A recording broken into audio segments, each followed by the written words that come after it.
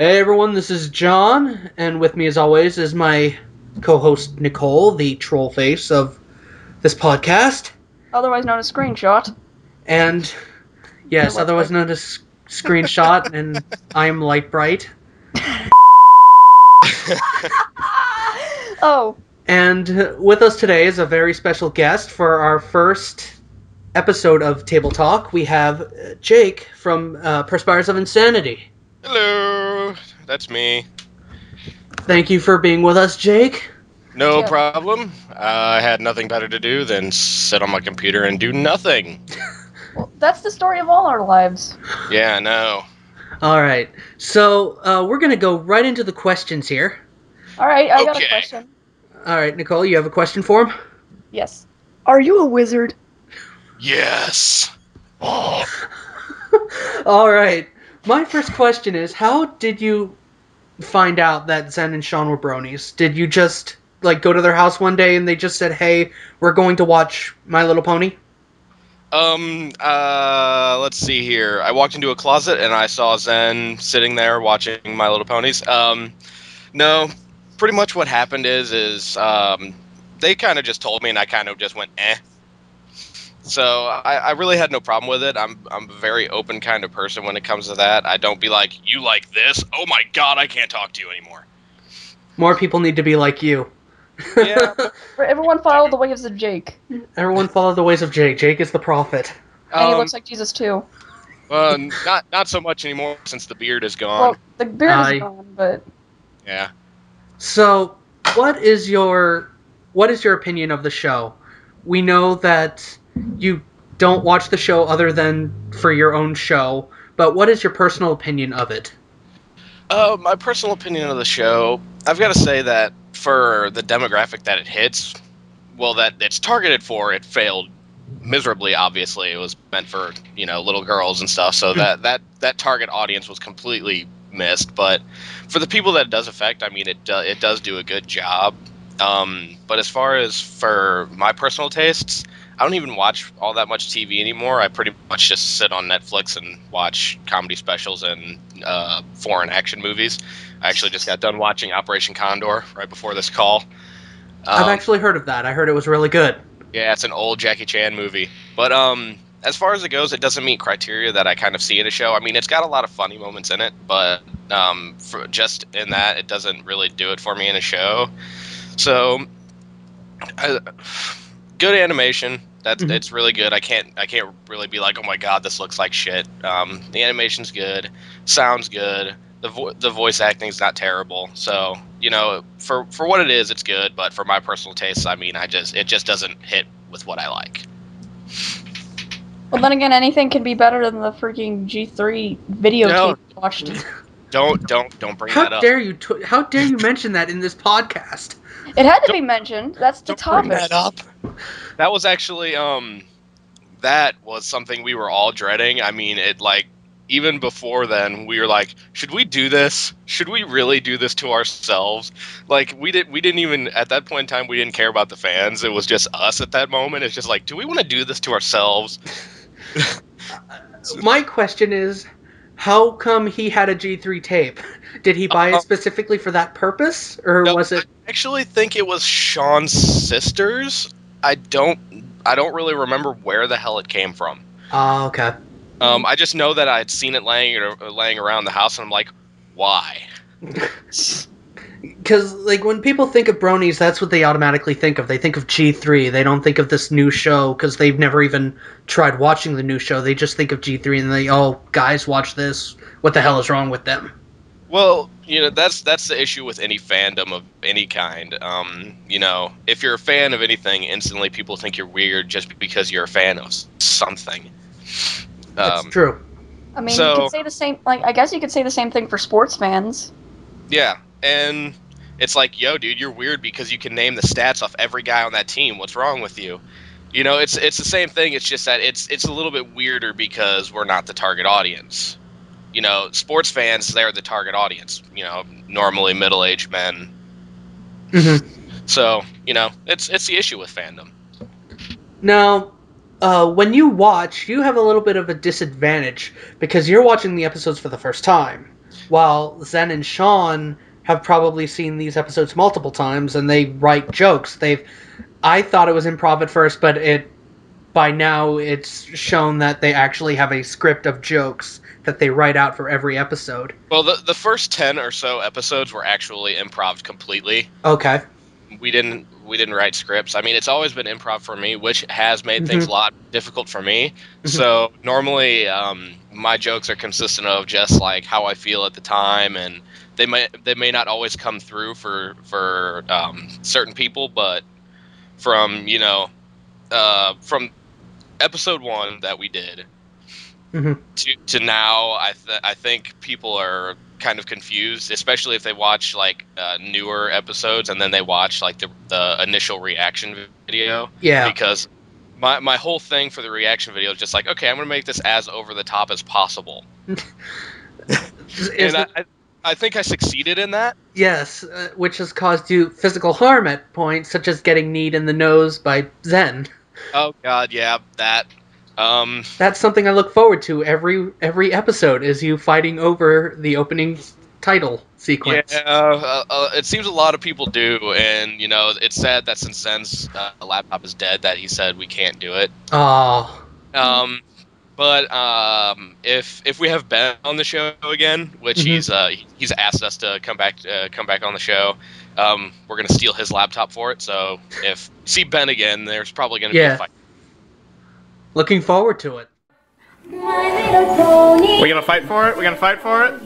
Let's get Deception! Let's get Deception! I unplugged the keyboard! Kill it! Kill it with fire! Kill it with kindness!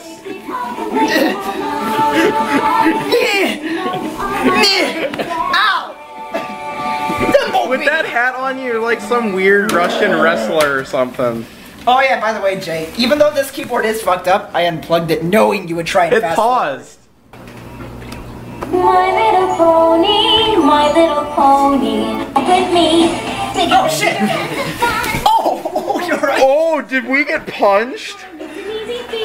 Hey, you okay, bro? It was only a matter of time. I'm going to pause it.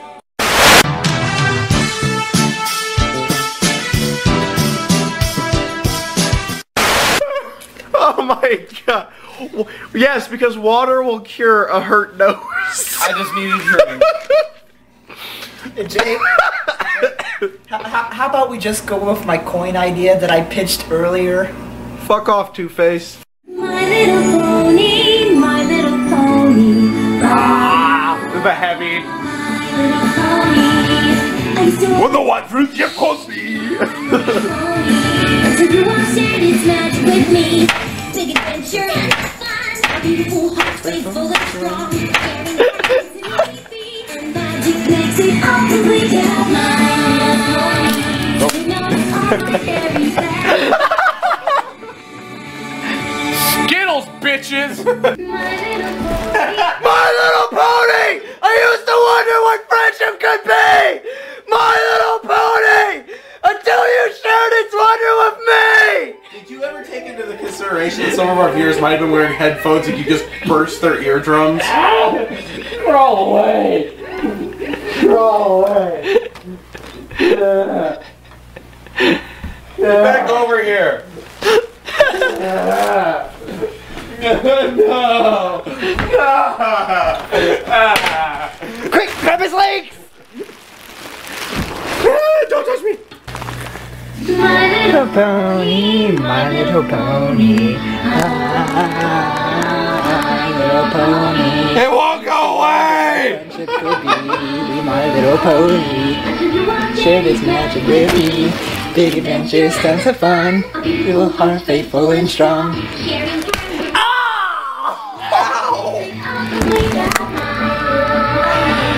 Man down! I used to be a videotaper until I took a fist to the knee.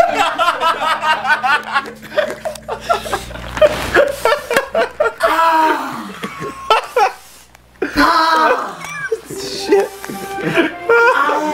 Get up, you baby! Yeah. I'm not sure how many more fights there will be because the newer episodes, the YouTube uploads are getting the title sequence taken off. The editing, because of copywriting, the copyright automatically picks up on the opening title sequence. So now the people who are uploading them are just completely editing out the title sequence and just going on with the episode. I've actually been hearing about that. Yeah. Surprisingly. Yeah, Hasbro's really being tough on most fan works now that use the actual episode clips. Yeah. Well, the good thing about what we do is that we are within YouTube copyright laws, seeing as we are actually adding our own content to it via commentary. So that's why you see stuff like people who upload just like straight music clips or video clips get their stuff taken down, because that's you can't be protected by YouTube laws when it comes to that, because you're just taking something that already exists and putting it somewhere else, and especially if you try and make money off of it, then you're going to be boned. We choose not to monetize our videos just for the simple fact that we don't want to take the chance of actually having our stuff taken down. That's smart. Yeah. I mean, and with your series, it's not like you rip the episode off of YouTube and commentate over it via microphone. You actually videotape the screen and everybody else, which is not quite the same. Yeah, that's actually unique. It's definitely different, and pretty much, I guess I should get to the question that I know is going to come up and just kind of knock it out of the way, is why we initially started to film. They actually made me watch an episode beforehand. I can't remember the name of the episode. I can't remember the names of any episodes really, but it's the one where Pinky loses her shit. That was your first episode? That was the first episode I watched, because they were like, "This is probably going to be That was Nicole's. the craziest episode that we can show him at the moment." So they decided to show it to me, and what you saw in the reaction video is how I was acting off camera, because I like, one of the things that brings me great joy is making my friends laugh in any way, shape, or form. So I was just like, okay, they want me to react to this. Let's just do it. And so we did it, and the whole time, every once in a while, Sean or Zen would be like, "Why the fuck aren't we filming this?" Because, I mean, before we started doing the show, we've done comedy sketches. Yeah. So we were accustomed to already being on camera. Me more so than others, because beforehand, before we started the channel, I was already doing stuff on YouTube. Yeah. So we started filming the next episode, and of course everyone knows that who's seen the specific episode I was talking about, where Pinky loses her shit, knows that the episode that we watched following was not as crazy. So I didn't have as much to work with, but I did make it work. But apparently everybody thought that in that video I was high. Yeah, I was reading the comments about it last night. I was going back and rewatching it. It was the episode with Zakora, isn't it? The first episode. My favorite reaction with you in that entire episode was the first time you heard Fluttershy talk as a man. You just scream bloody murder, stand up, and then walk into the kitchen and grab a drink, and then walk back. I don't want to talk about it.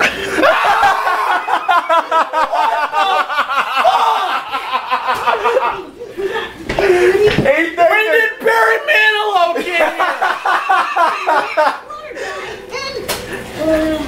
What the fuck was that? Dragon called her Flutter Guy. You want to rewind it in, so you know that your brain didn't just stop? Just start looking for more books so I can find a cure. Play it again.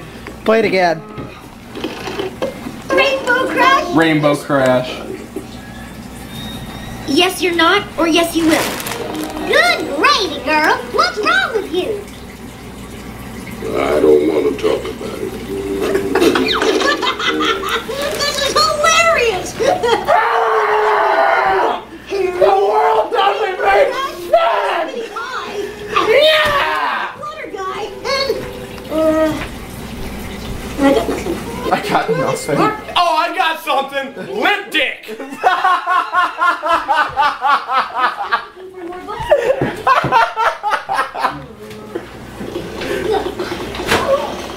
Oh.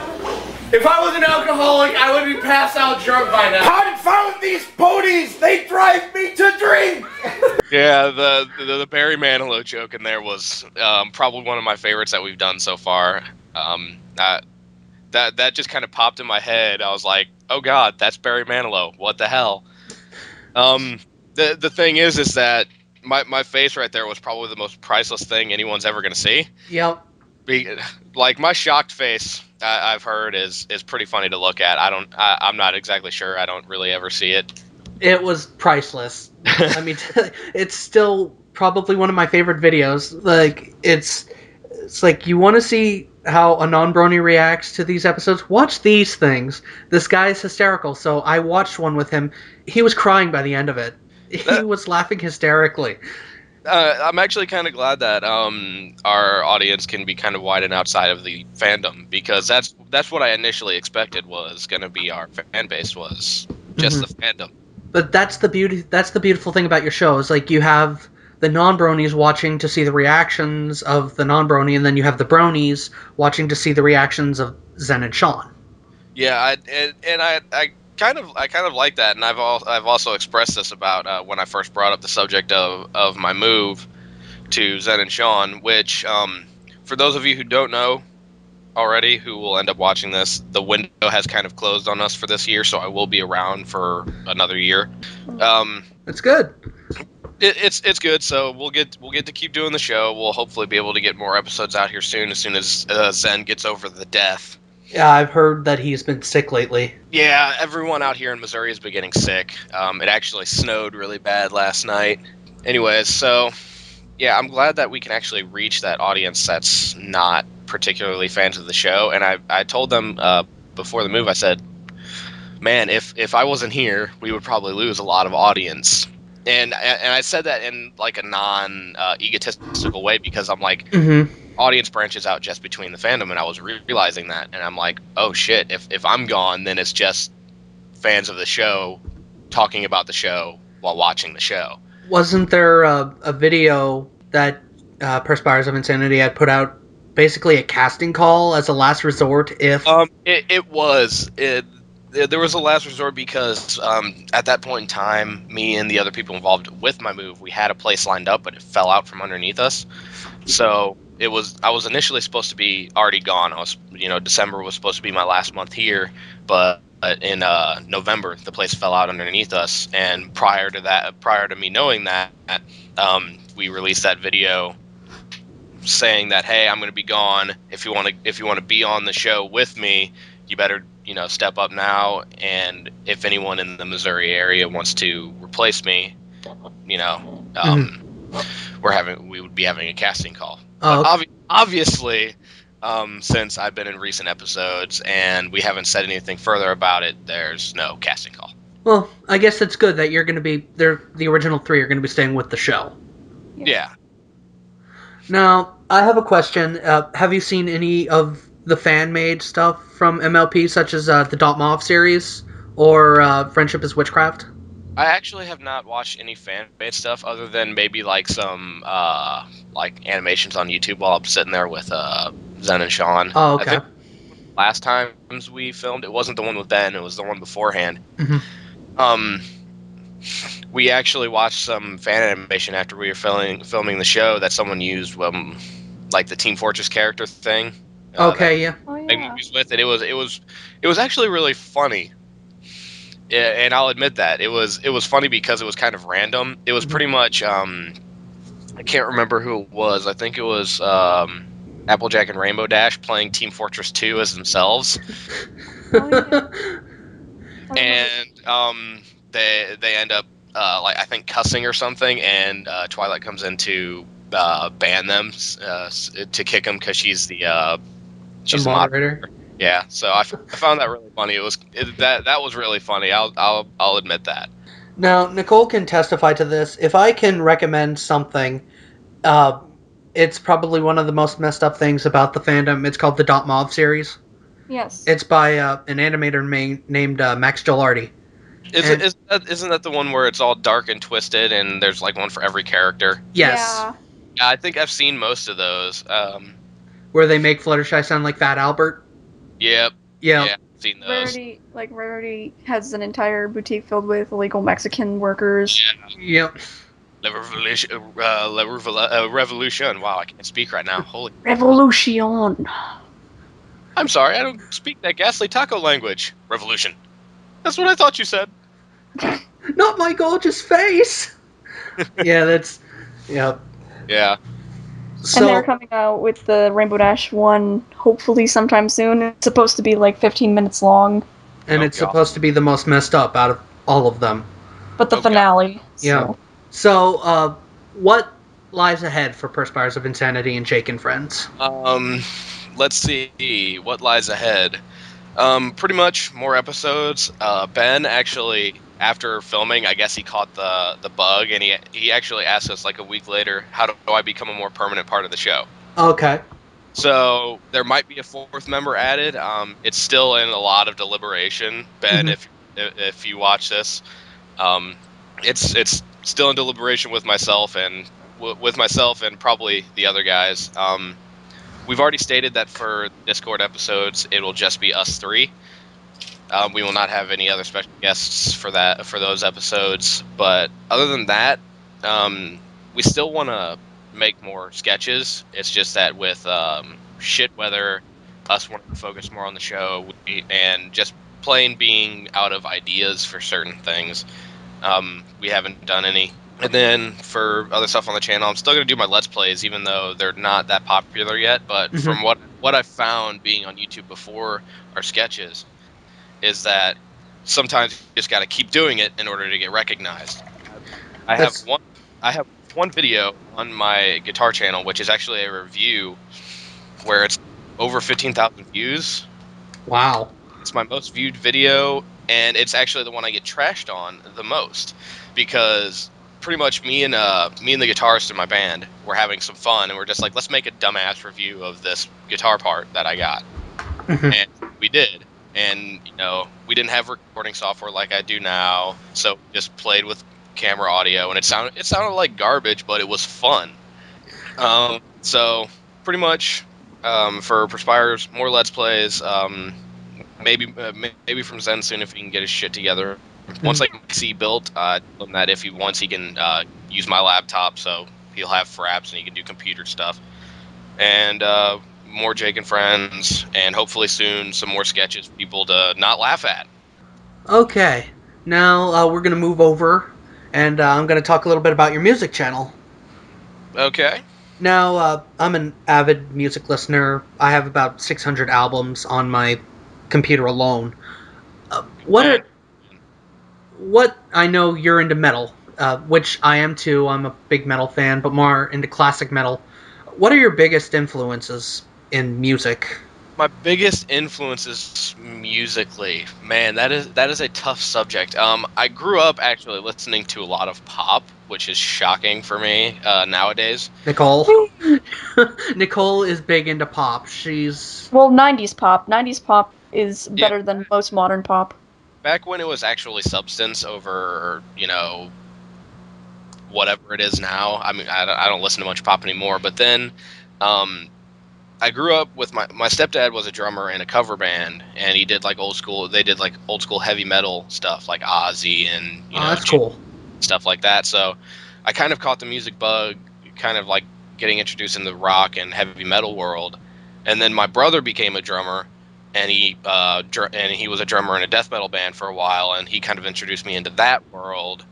And then once I got into that, I kind of just started branching out into other music and into other genres. And for people who don't know the metal world, there are so many subgenres of metal it'll make your head explode. Hmm. There's stuff like melodic metal, melodic death metal, Viking theme melodic death metal, symphonic power metal, and it's gone on to be like 9 different words describing one genre, and it gets kind of ridiculous. So I've pretty much listened to most of what you can listen to in the metal world, and that kind of genre has been, at least for my own guitar playing, has been my biggest influence. I take a lot of stuff from kind of thrashy style stuff like Pantera, Metallica, Hmm. like newer stuff. In the market for a new guitar, you're in a store or you're searching online. What do you look for when you're looking for a new guitar? Oh boy, that's actually a lot tougher than people think. Most people would be like, "Well, guitar, buy it." It's like, no, because if you buy a $200 guitar, which my first was, it's gonna be a piece of crap. I mean, the lower price you pay for a guitar, the lower quality wood you're gonna have, and the worse the sound is gonna be. Most people think that just be like a guitar is made out of any wood you can think of, but I can contest to that because I've had 4 different guitars made out of different wood all Mhm. around the guitar. So what I personally look for is right off the bat, I look for 24 frets. For people who don't know, frets are those little metal things on the guitar neck. 24 frets just means that you have a little bit more range to play certain notes, and it's a lot easier to just play for me in general. Other things, look for good quality wood. Normally, I don't buy a guitar unless I've played it first, which was actually an exception for the one I recently bought, which is do you know the guitars from John Petrucci? Yes. I have a lower end signature guitar of his. Oh wow. Um, it like his signature guitars are Brandon Ernie Ball Music Man's. Ernie Ball's lower end models are Sterling, and I have one of those. And then my other one is an Ibanez 7-string, which pretty much I got just because I wanted a 7-string, played Are lower. you are you loyal to any specific brand, such as Gibson, Ibanez, Dean? I'm not. I do like my JP guitar, but I'd say some of the better guitar companies that I have played are Ibanez and Jackson. I had a Jackson earlier in my career, but I am right now, like as far as strings and stuff go for guitars, I do strictly use Ernie Ball, Mhm. strings, particularly the Cobalt series, and for picks, I actually use custom picks that I had made by a company in, I think, not Ohio, where it's somewhere northeastern. Okay. Near where I am. Yep.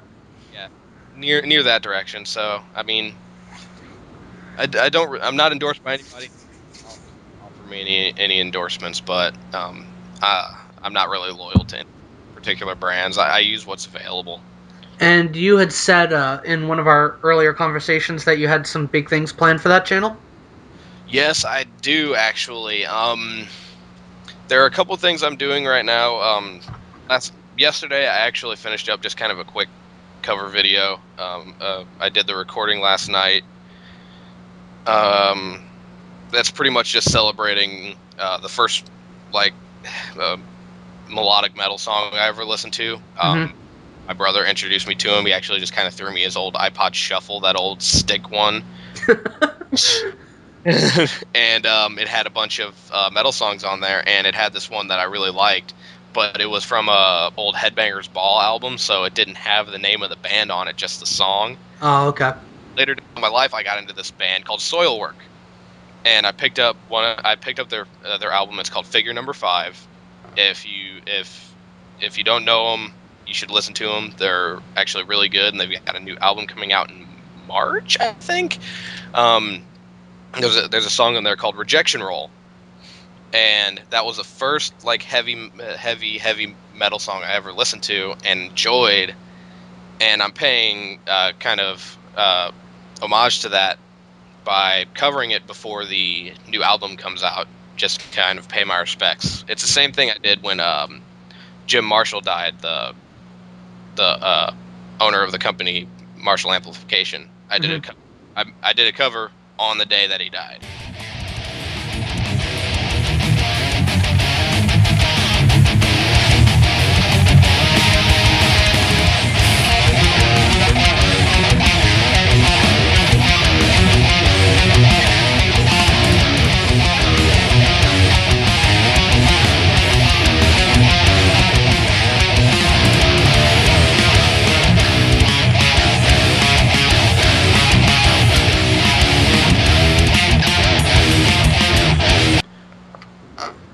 Now, the one song that I take particular interest in is your cover of Chaos Reigns, the Oh, yeah. tone test.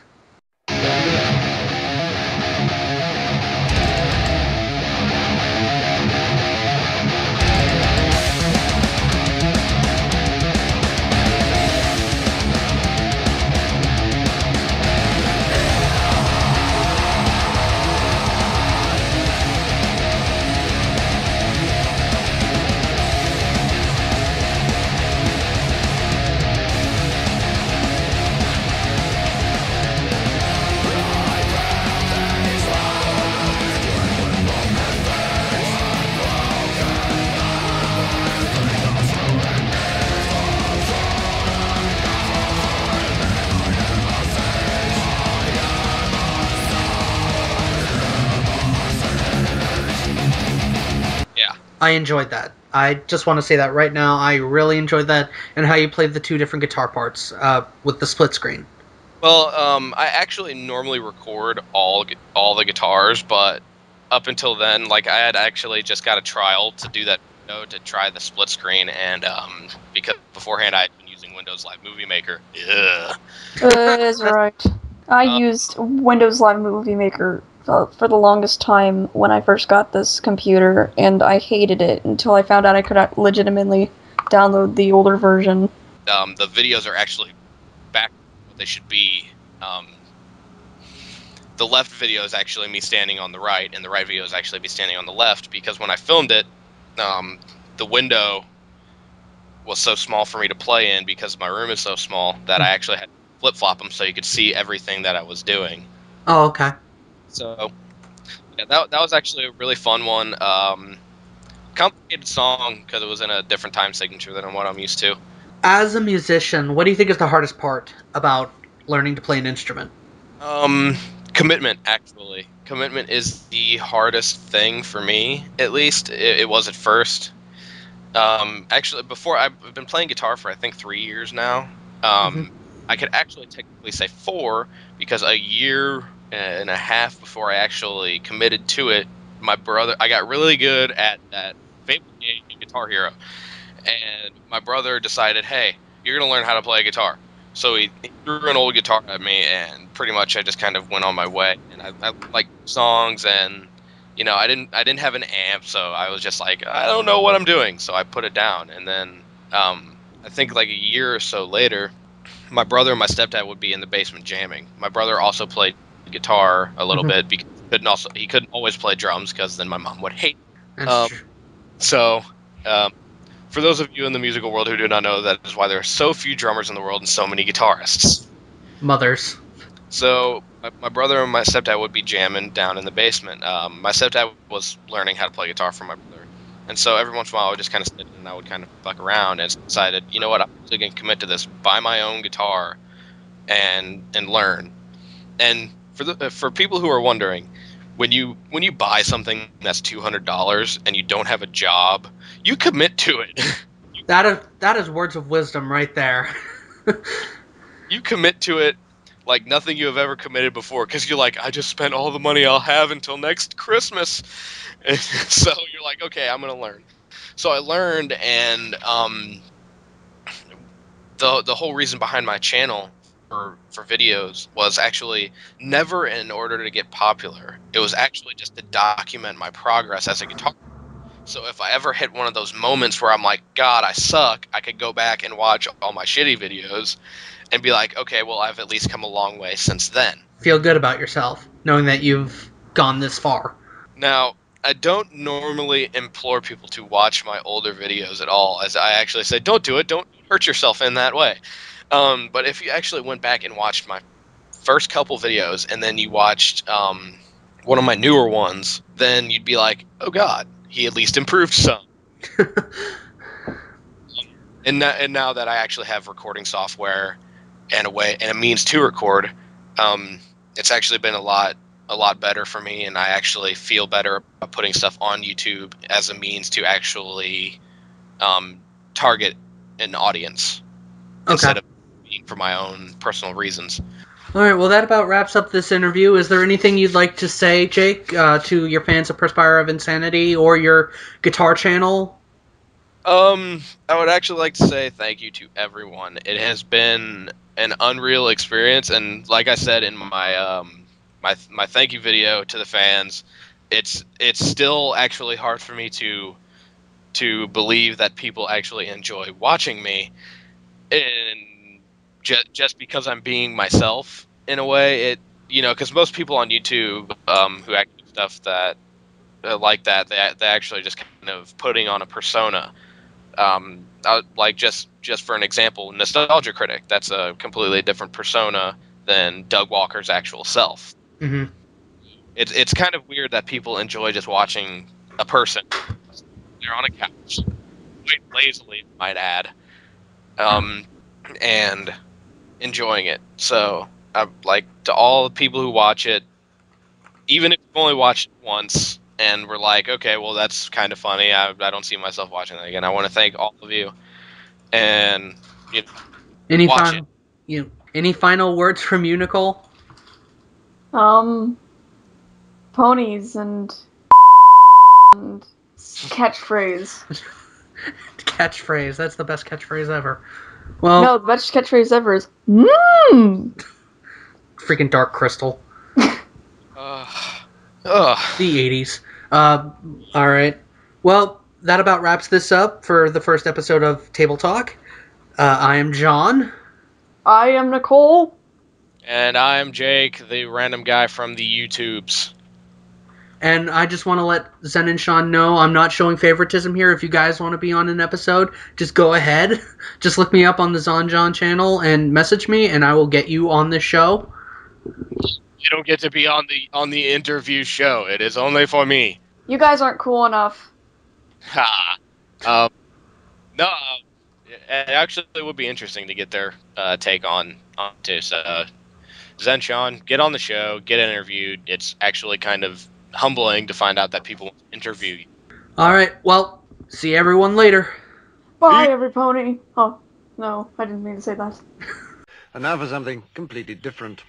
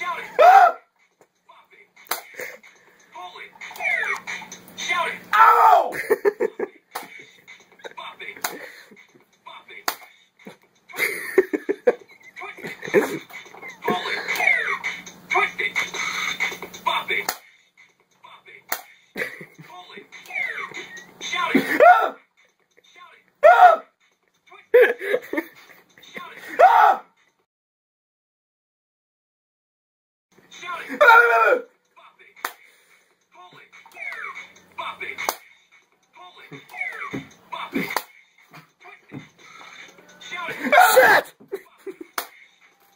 Ow! He's about to pass out.